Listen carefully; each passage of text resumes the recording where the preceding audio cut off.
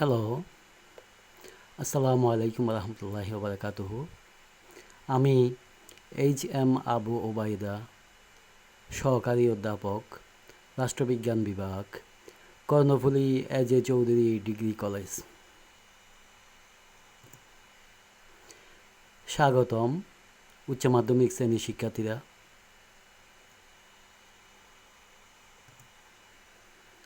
আজকের আলোচ্য বিষয় পৌরনীতি ও সুশাসন প্রথম পত্র।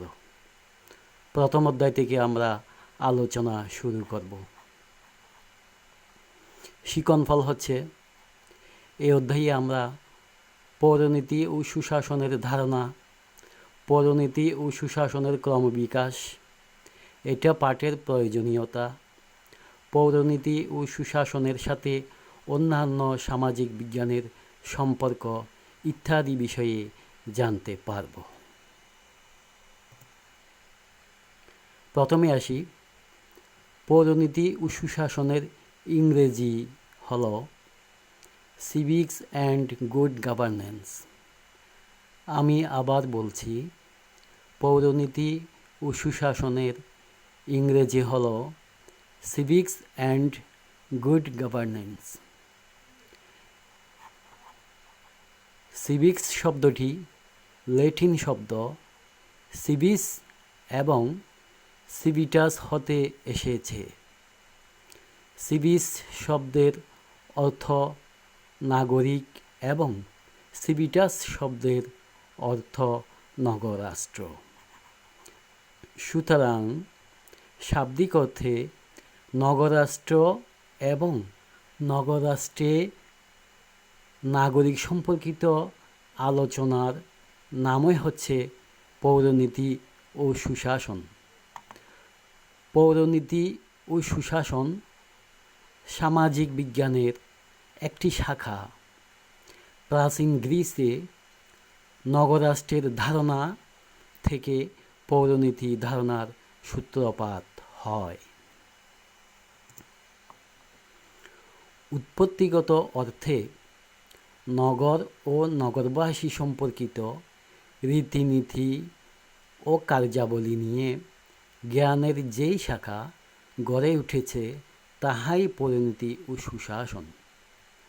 সংক্ষেপে বলা যায়, জ্ঞানের যেই শাখা নাগরিক জীবনের সাথে সম্পর্কিত স্থানীয়, জাতীয়, আন্তর্জাতিক বিষয়াদি এবং রাষ্ট্রের সুশাসন পদ্ধতি সম্পর্কে আলোচনা করে তাকেই পৌরনীতি ও সুশাসন বলে।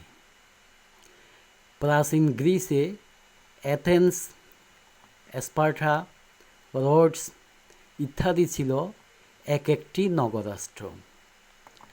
নাগরিকতার প্রায় সকল দিক নিয়ে আলোচনা করে বিধায় পৌরনীতি ও সুশাসনকে নাগরিকতা বিষয়ক বিজ্ঞানও বলা হয়। কালের বিবর্তনে ক্ষুদ্র নগররাষ্ট্রের জায়গায় প্রতিষ্ঠিত হয়েছে আধুনিক জাতীয় রাষ্ট্র। আধুনিক রাষ্ট্রের কার্যাবলী বৃদ্ধির সাথে সাথে নাগরিকের অধিকার এবং কর্তব্যও অনেক বৃদ্ধি পেয়েছে। বৃদ্ধি পেয়েছে পৌরনীতি ও সুশাসনের বিষয়বস্তু তথা পরিধি বা আওতা।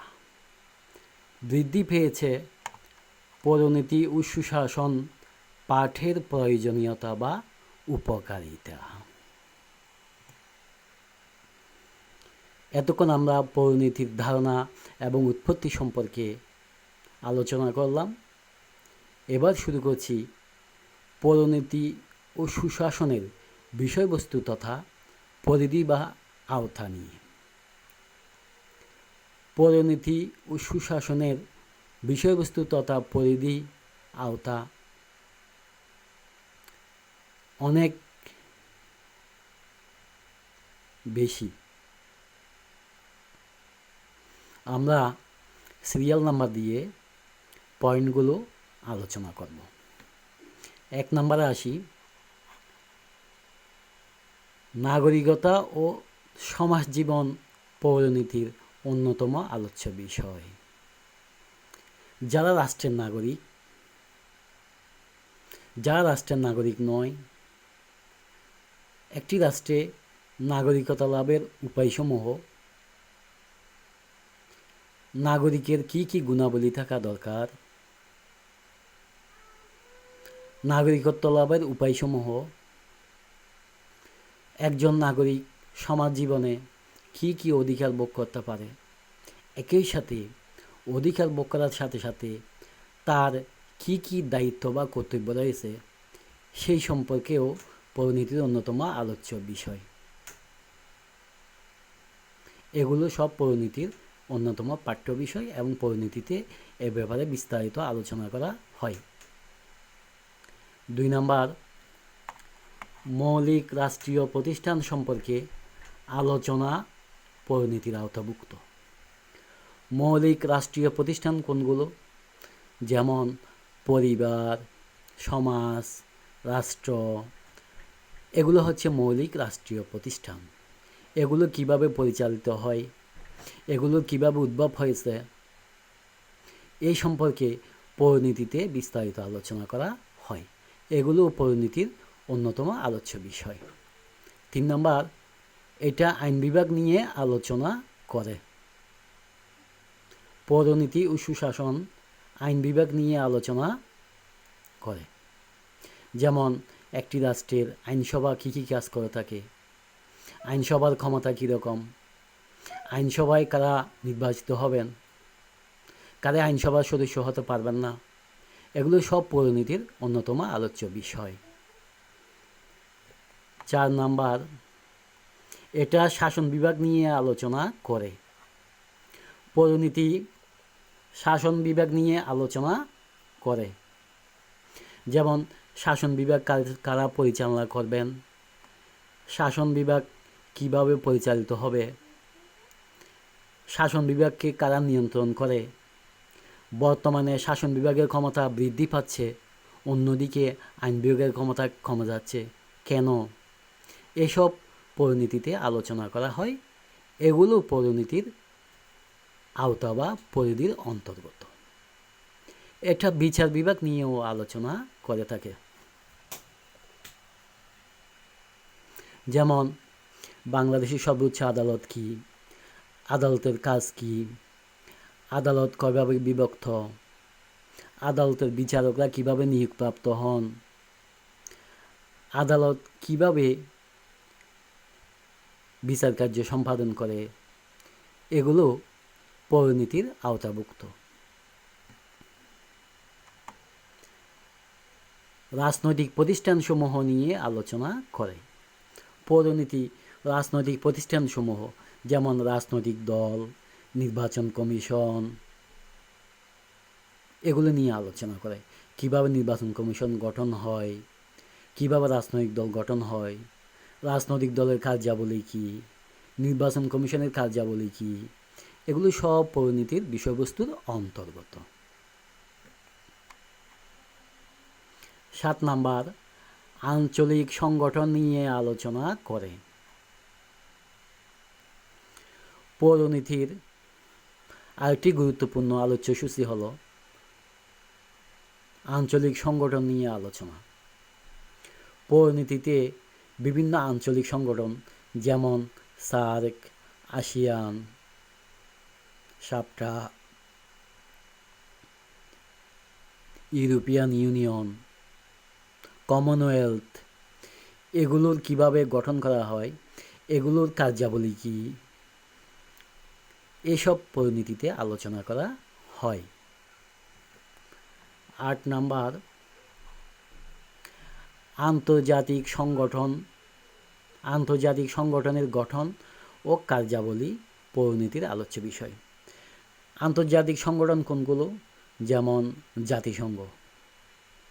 জাতিসংঘ কিভাবে গঠিত হয়, জাতিসংঘের কাজ কি, জাতিসংঘের মেয়াদ কিভাবে, বিভিন্ন জাতিসংঘের অন্তর্গত অধীনস্থ যে শাখা রয়েছে যেমন সাধারণ পরিষদ, নিরাপত্তা পরিষদ, ওসি পরিষদ, আন্তর্জাতিক আদালত ইত্যাদি পৌরনীতির আলোচ্য বিষয়।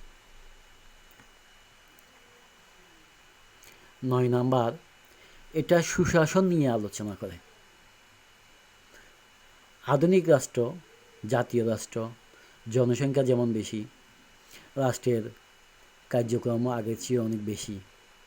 আধুনিক রাষ্ট্রকে কল্যাণমূলক রাষ্ট্র বলা হয়ে থাকে। এই কল্যাণমূলক রাষ্ট্র জনগণের কল্যাণে কাজ করতে গেলে তাকে প্রথমে সুশাসন নিশ্চিত করতে হবে। কিভাবে একটি রাষ্ট্রে সুশাসন নিশ্চিত করা যায়, সুশাসনের প্রতিবন্ধকতাসমূহ কি কি, কিভাবে সুশাসনের প্রতিবন্ধকতাসমূহ দূর করা যায়, এগুলো পৌরনীতির বিষয়বস্তু। এই ব্যাপারে পৌরনীতিতে বিশদভাবে আলোচনা করা হয়েছে। 10 নাম্বার, রাজনৈতিক ঘটনাবলী পৌরনীতির গুরুত্বপূর্ণ আলোচ্য বিষয়। বিভিন্ন রাজনৈতিক ঘটনাবলী, যেমন ব্রিটিশদের হাত থেকে ভারত কিভাবে স্বাধীনতা লাভ করেছে, পাকিস্তান কিভাবে স্বাধীনতা লাভ করেছে, বাংলাদেশ কিভাবে স্বাধীনতা লাভ করেছে, এগুলো আমরা পৌরনীতি পাঠ করলে জানতে পারি। অনুরূপভাবে 1952 সালের ভাষা আন্দোলন কিভাবে গঠিত হয়, ভাষা আন্দোলনের ঘটনাবলী, ভাষা আন্দোলনের কারণ, ভাষা আন্দোলনের ফলাফল, এগুলো আমরা পৌরনীতি পাঠের মাধ্যমে জানতে পারি। একই সাথে পাকিস্তানের সংবিধান, আইয়ুব খানের সামরিক শাসন, 62 সালের মৌলিক গণতন্ত্র, 1963 সালের বঙ্গবন্ধু শেখ মুজিবুর রহমানের 6 দফা কর্মসূচি পৌরনীতির আলোচ্য বিষয়। এছাড়াও রয়েছে 1969 সালের গণ অভ্যুত্থান, 70-এর নির্বাচন, সর্বোপরি 1971 সালের স্বাধীনতা যুদ্ধ কিভাবে সংগঠিত হয়েছিল, কিভাবে আমরা স্বাধীনতা যুদ্ধে জয়লাভ করেছি, কারা স্বাধীনতা যুদ্ধের নেতৃত্ব দিয়েছেন, ইত্যাদি পৌরনীতির আওতার মধ্যে পড়ে। পৌরনীতিতে এগুলো বিস্তারিতভাবে আলোচনা করা হয়। এতক্ষণ আমি যা আলোচনা করলাম পৌরনীতি ও সুশাসনের বিষয়বস্তু তথা পরিধি বা আওতা 1 থেকে 10 নম্বর দিয়ে আমি যেই পয়েন্টগুলো বর্ণনা করেছি, এগুলো হচ্ছে মূলত পৌরনীতির অন্যতম বিষয়বস্তু তথা পরিধি বা আওতা।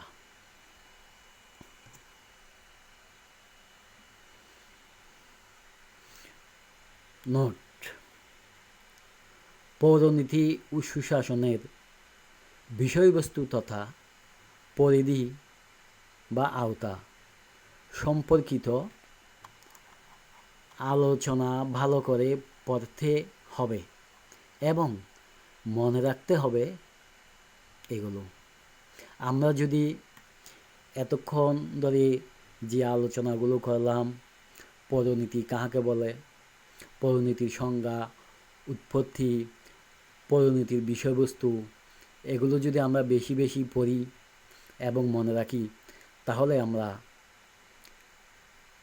পৌরনীতির বিষয়বস্তু সংক্রান্ত যেই কোনো উদ্দীপক তৈরি হলে সেখান থেকে আমরা ভালোভাবে উত্তর দিতে পারব। আজকে এতক্ষণ যা আলোচনা করা হয়েছে তার ভিত্তিতে কিছু বাড়ির কাজ তৈরি করেছি। বাড়ির কাজগুলো বাসায় বসে করতে হবে। এগুলো প্রশ্ন আকারে দেওয়া হয়েছে।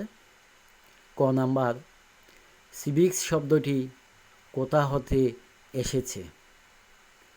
খ নাম্বার, সিভিস এবং সিভিটাস শব্দের অর্থ কী? গ নাম্বার, পৌরনীতি ও সুশাসন কাকে বলে? ঘ নাম্বার, পৌরনীতি ও সুশাসনকে নাগরিকতা বিষয়ক বিজ্ঞান বলা হয় কেন? এগুলো শিখতে হবে। তাহলে প্রথম অধ্যায়ের গুরুত্বপূর্ণ বিষয়গুলো আমাদের আয়ত্তে এসে যাবে। আমি আবারও উল্লেখ করছি, পৌরনীতি ও সুশাসনের বিষয়বস্তু 10টি পয়েন্ট আকারে দেওয়া হয়েছে।